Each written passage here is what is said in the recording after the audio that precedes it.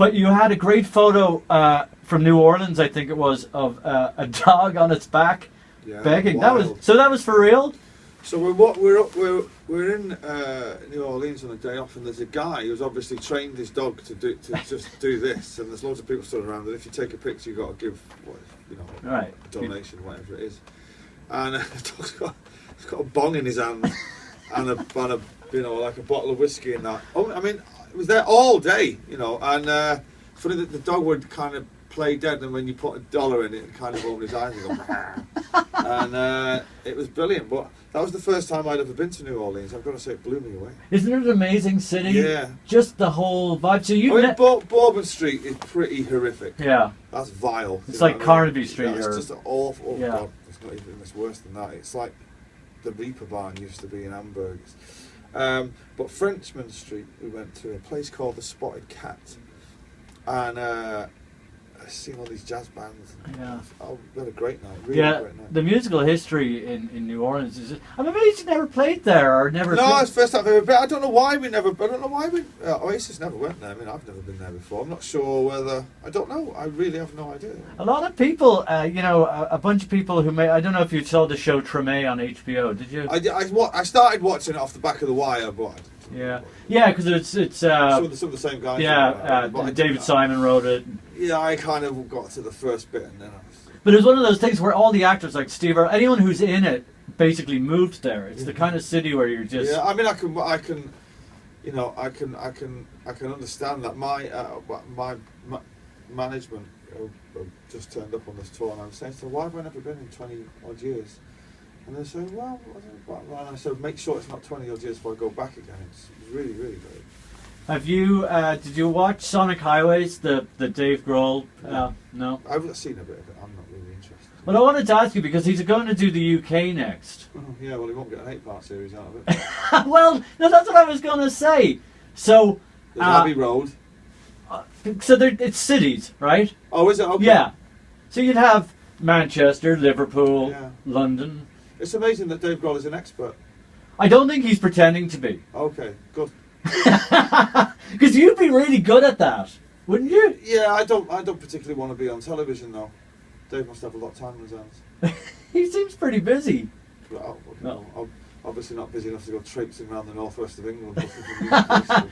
But, yeah, I mean, all the studios are shut down in England. That's why everybody comes to America to record. They turn them into real estate now. I think there's only Abbey Road really left out of all the great historical studios. If you can, I mean, it's amazing to think that the studios that the Stones and Jimi Hendrix and like the great Olympic studios is now flats. Do you know what I mean? Or apartments. Would never be allowed to happen in America. So is that just why is that being allowed to happen? Because everyone's just like, we'll go to America and do it, or we'll go elsewhere. Because London is so expensive. Say a studio in London costs £2,000 a day. A studio in LA will cost $2,000. Right. So you work out the that's like kind of half. So almost, and then you got the weather and the palm trees and all that. Yeah. And it kind of becomes a no-brainer really. Do you like the States? Do you like being here? Would you ever? I've grown to love it. I've got to say, when I came at the back end of the 80s when I was a roadie in the early 90s when I was in Oasis, we'd get off the plane at JFK and it'd be all great, and then you kind of work your way across America. There's nothing there. Yeah. And it's big.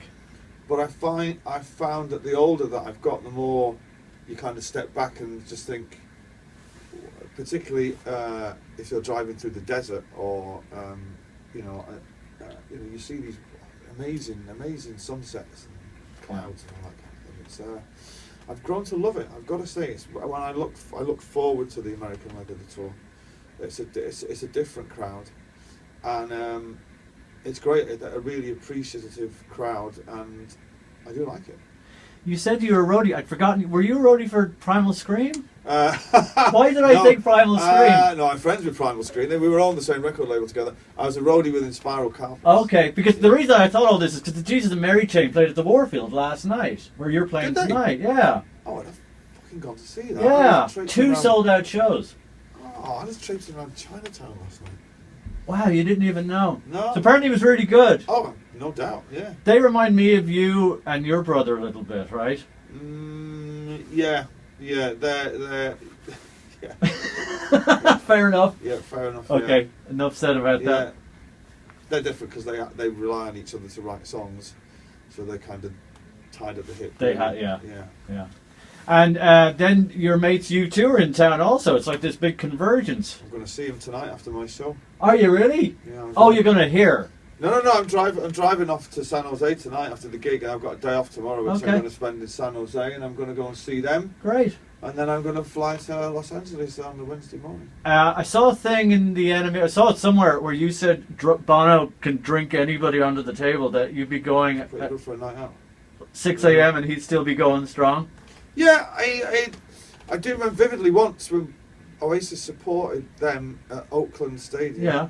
in '97, and it was like there was 3 nights or something, or 2 nights for sure. And after the first night, we all went out, and I was being led from a bar at, I mean, it was like in the early morning, and he was on the bar singing opera, and he had a gig the next night, and it was just like, oh wow. But I spend quite a bit of time with him on and off down the years, boozing, and I can testify that he's as good as it gets. Good. Yeah. Good. Yeah. Well, I can, but as you know, being an Irishman, Yeah. There's drinking, and then there's Irish drinking. Right. And what people might not realise is that the Irish have been blessed with 2 livers, and we don't get the fear. No. We do get a healthy bit of Catholic guilt from time to time, but we don't get the fear, and we can go at it pretty hard. Yeah. Good for us. Good for us. Yeah. Yeah. Does it bother you when people? Does your mother? Are you Gallagher? Like? Well, it's Gallagher, Yeah. but as we were Mancunians, Mancunians always pronounce the hard G. RG. Okay. Yeah, so it's Gallagher. Yeah. So then you're used to it. Yeah. Here. What does annoy me is when I go to Scotland and they have a name called Gallagher, which is CHER, Oh, that won't and they do will at all. call you Gallagher, and it's It's like a Rangers ooh, thing. ooh, that's don't fucking do that, man. That's some like Masonic shit. I love the new album. We haven't even talked about the new album. It's really, really good. It is really, yeah. Thank you very much. Yeah. Love the Riverman. That's the first? Yeah. Yeah. Yeah. I don't know why. It reminds me of Paul Weller's Wildwood album a bit. I don't know why. I know what you mean. Yeah, it's got a very earthy kind of feel to it. Well, some of the tracks have, yeah. Maybe it's why he likes it so much. I don't know. Does he? I didn't know that. Yeah. Oh, yeah. He's we've been good friends for a long time, so he gets to hear my stuff before we get to play each other's stuff well up in advance of anybody hearing it. His new album's great, by the way, as well. I don't know if you've heard that. No, I haven't. It's called Saturn's Pattern, if anybody's listening. It's really, really good. There's another guy who, speaking of the United States, the Jam, and it never happened for them here. Yeah, I mean, with America, you've got to come, and because it's so vast, you've got to come and really put the work in. That's why U2 have been so big here, and Coldplay. I mean, Coldplay virtually live here now. Do you know what I mean? And U2 virtually did live here. And so you've got to really immerse yourself in it, and it's like a very insecure plant that needs watering a lot. Well, I remember, I don't know if this is just an old wives' tale or whatever, but somebody saying that, Echo and the Bunnymen were meant to be the band that made it, and U2 weren't, and Ian McCulloch basically said, I can't be bothered working so hard in America. I mean, it depends on your... What I found is all the British bands that made it have all had a very engaging and giving frontman. Like Bono and Chris Martin will put it out there, and give something to the crowd.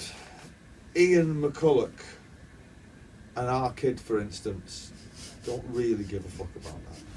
It's all about them, right, and their sunglasses and how their hair looks. Do you know what I mean? Yeah. And all that, and that's great, and the other side of it's great, and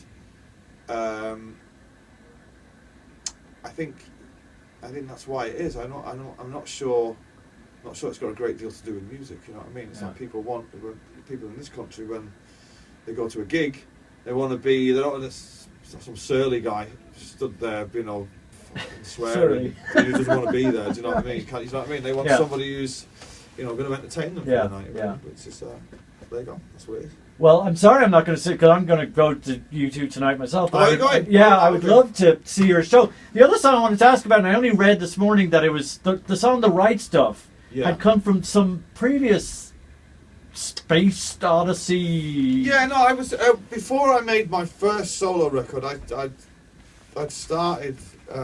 There's these guys in England called the Amorphous Androgynous who used to be. They take on many different guises. One of them is Future Sound of London, which is kind of a dance thing, and they're kind of DJs and producers. Anyway, I started to make a record with them, which didn't really amount to much in the end. But out of those sessions came this one track, or these two tracks that have ended up on my album. And it was born in those sessions, and I kind of rewrote it for this record. It's so different. Who's the girl singing on that? The girl singing is a friend of a friend called Joy Rose. Lovely girl who sang. She sang from before on a couple of B-sides and stuff.